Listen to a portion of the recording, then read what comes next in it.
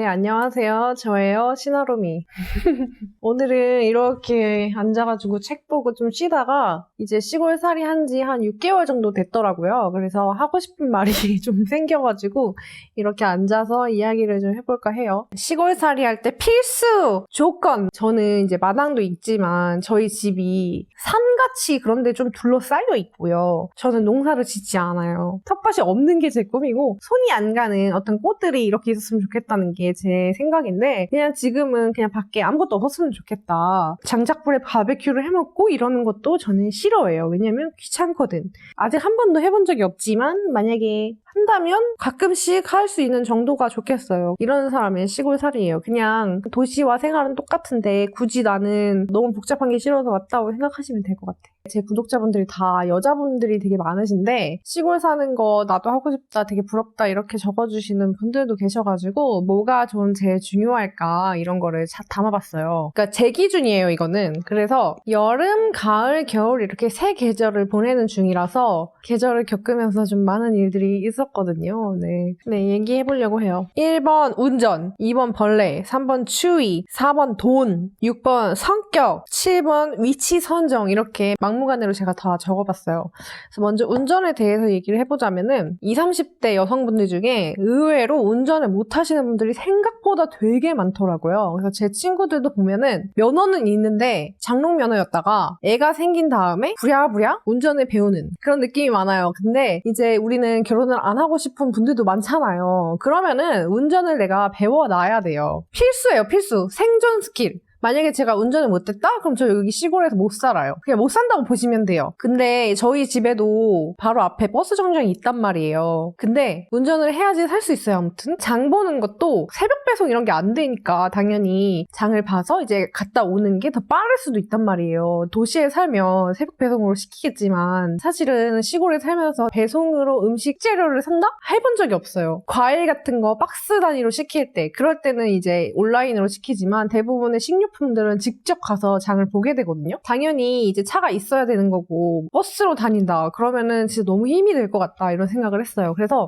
저한테 이제 주변에서도 여자분들이 언니 시골살이 어때요? 저도 시골살이 하고 싶어요 이러면은 저는 제일 처음으로 물어보는 게 운전할 수 있어요? 이거예요. 만약에 못한다? 그럼 운전부터 배워야 되고 시골 살 생각은 없지만 운전은 못한다. 그래도 운전은 배우세요. 무조건. 이거 무조건이에요. 제가 살면서 잘 배운 것들이 몇 가지가 있는데 그 중에 1번이 이제 운전이라고 볼 수 있어요. 운전은 꼭 하자. 꼭! 그리고 이제 벌레에 대한 이야기인데 저번에도 했어요. 근데 이게 나는 여름에 벌레가 너무 밖에 많으니까 나가기만 하면은 스치기만 하면은 벌레에 물려서 이제 들어왔거든요. 그래가지고 제가 빨리 겨울이었으면 좋겠어 했거든요. 근데 이게 계절별로 벌레가 달라. 벌레가 제일 심했을 때가 가을에서 이제 겨울 될 때쯤이었어요. 여름에 벌레가 혹시나 집으로까지 많이 들어올까봐 애초에 차단을 하기 위해서 벌레가 생기기 전에 해충업체를 불렀었어요. 근데 집 겉면이랑 집 안이랑 이렇게 해주시거든요. 근데 어느 날 가을에서 겨울 되는 날 해충이 왜 이렇게 많이 나는 거야. 너무 심하게 애벌레 같은 애들이 꼬물꼬물하게 막 나오는 거야. 근데 저도 벌레를 안 무서워하는데 이건 너무 심한 거예요. 나갈 수가 없을 정도로 걔네가 거기서 파티를 하고 있었어. 옆집 이제 어머님이 오셔가지고 이 벌레는 과일들 다 수확하면은 거기에 남은 이제 장가지들이랑 나뭇잎들이 이제 말라서 죽잖아요. 그 벌레들은 얘네를 먹고 사는 거래요. 이제 겨울이 됐더니 이제 좀 덜 한 것 같아서 한 6개월간은 그 해충업체 서비스를 좀 중단하고 다시 이제 여름이 되면 또 시작을 하려고 하는데 그 평수마다 달라요, 가격이. 근데 저는 6개월에 한 30만 원 정도 했던 것 같고 한 달에 한 번씩 오시는 게 아니라 3번 정도 오세요. 그러니까 한 번 올 때마다 10만 원이었어요. 근데 저는 제일 유명한 그 업체를 썼는데 사설업체나 이런 데 쓰시는 분들도 많다고 하고 그냥 농약으로 갖다가 이렇게 막 뿌리시는 분들도 계시다고 하더라고요. 내년에는 직접 사서 이제 뿌려볼까 이렇게 생각을 하고 있어요. 그리고 이제 추위에 대한 이야기입니다. 옛날 오래된 주택들은 단열이 되게 안 돼서 아무리 보일러를 틀어도 집이 안 따뜻하다 이런 얘기를 많이 들어서 저는 공사할 때부터 단열에 굉장히 힘을 빡 줬어요. 그래서 바닥 난방공사, 보일러공사 싹 다 했고요. 또 단열공사 싹 다 했고 샤시도 다 바꿨어요. 화장실 바닥도 난방이 되게 그렇게 공사를 했거든요. 그래서 그런지 모르겠는데 집이 굉장히 따뜻합니다. 그래서 여기 창문도 되게 크고 많아서 사방에서 해가 많이 들어오기 때문에 낮에도 되게 따뜻하고, 그리고 실내 온도는 한 22도 정도를 항상 유지를 해놓고 있는데, 그러면은 이렇게 지금 있어도 춥지 않아요. 기름값. 저희 집은 이제 기름 보일러고 시골에는 기름 보일러를 쓰는 곳이 많아요. 도시가스가 안 들어오니까. 한 드럼 이렇게 넣으면은 한 30만 원 전후로 왔다 갔다 하고 5주에서 6주 정도를 쓸 수 있습니다. 저희 집은 25평 정도예요. 그래서 뭐 이 정도면은 나쁘지 않다. 생각보다 괜찮다. 그래서 아파트 사시는 분들도 이 정도 나오지 않나요? 근데 만약에 제가 이 단열 공사를 제대로 안 했고 그랬으면은 제가 많이 후회했을 것 같아요. 그래서 참 잘한 일이다. 맨날 지하 주차장에다가 차를 대다가 이제 우리 집 마당에다가 차를 대잖아요. 그러니까 겨울이 왔을 때 미리 시동을 걸어두고 좀 녹여놔야 돼요. 안 그러면 앞에 이렇게 얼어 있거든요.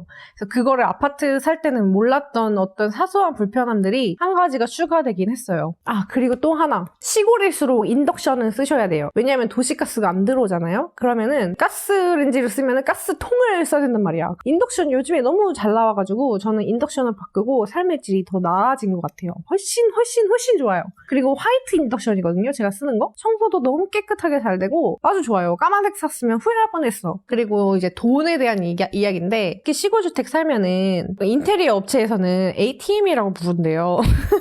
왜냐면 그만큼 뭔가 사소하게 뭔가 문제들이 많이 생긴다. 그래서 제가 지금 6개월 살았잖아요. 근데 저는 진짜 다행히도 인테리어를 턴키로 맡겼고, 그 턴키 업체가 너무 좋은 업체셨어요. 그래서 1년 정도 하자보수 하는 기간이 있거든요. 근데 그 기간 동안 지금 한 두세 번을 불러서 이제 다 해주시고 계시는 상황인데, 근데 그것들이 뭐냐면 살다 보면은 날씨가 계절이 바뀌면서 이 위에 몰딩이나 막 벽지나 이런 데가 조금씩 변형되기 시작해.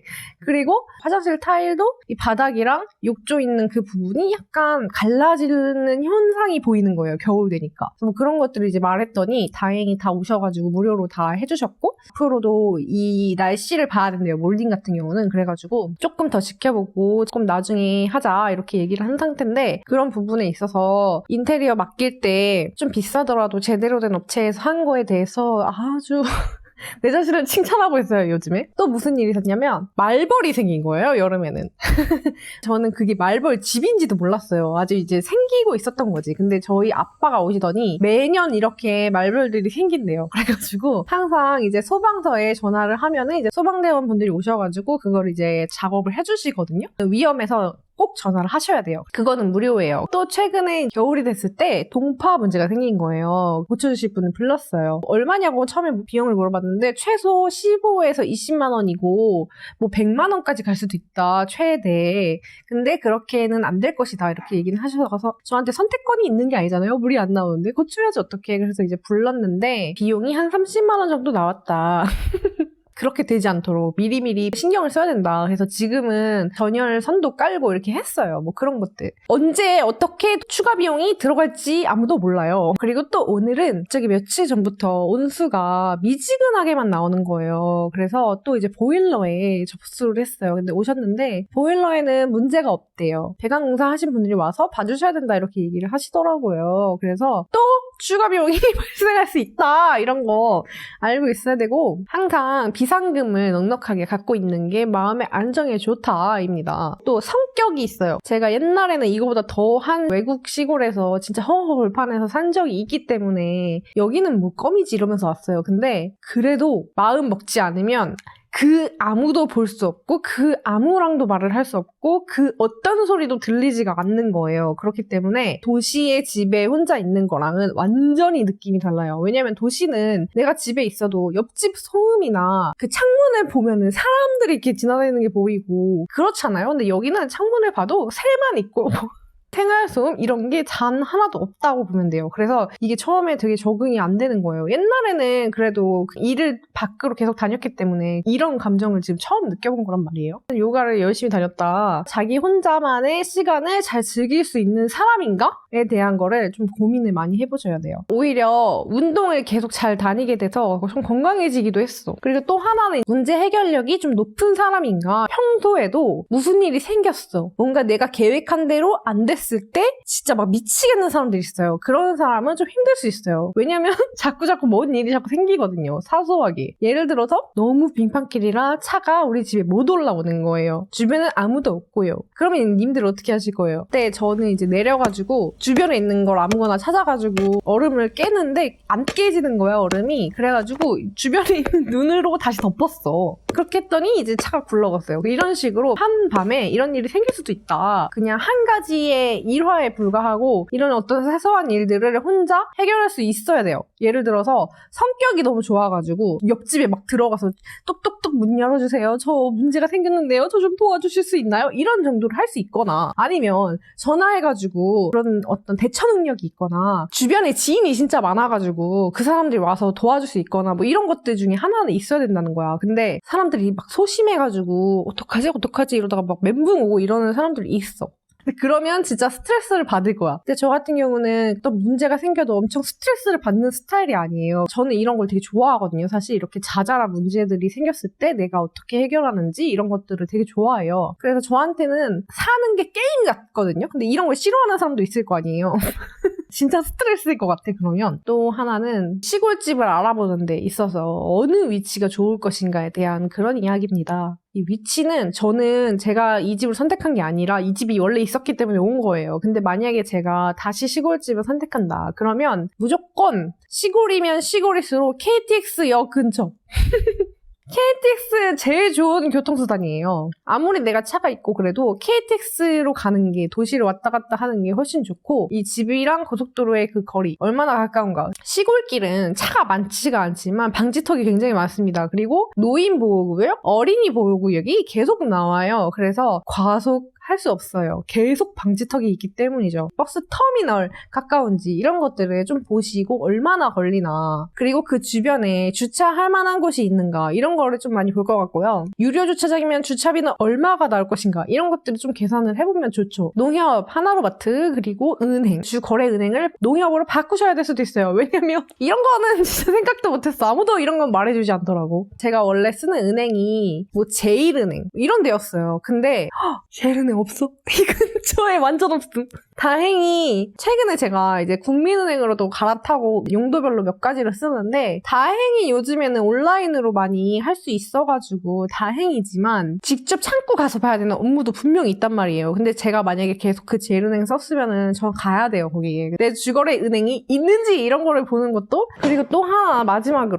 저는 농사를 지을 생각이 전혀 없어가지고 수납함 같은 거를 많이 그렇게 신경을 쓰지 않았어요. 나는 미니멀리스트처럼 깔끔하게 살 거야 이렇게 생각을 했는데 아니에요. 최대한 많이 만드세요. 저는 그래도 많이 만들었다고 생각했는데 수납에 대해서 더 신경을 써야 됐나 봐. 왜냐면은 우리가 심는 게 아니지만 이 새들이 자꾸 물어다줘 씨앗을. 그래가지고 나도 모르게 이렇게 농작물이 생성돼 있더라고. 그래가지고 이것들을 저장할 곳이 좀 필요하고 그리고 밖에 잔가지들을 치고 뭐 이런저런 밖에 그 정원 일들을 하려면 그것들을 보관할 장소가 마땅히 필요하더라고. 생각보다 뭐가 많이 필요해. 막 줄도 필요하고 끈도 필요하고 뭐 이런 거 전기톱 없어서 샀어요 결국에.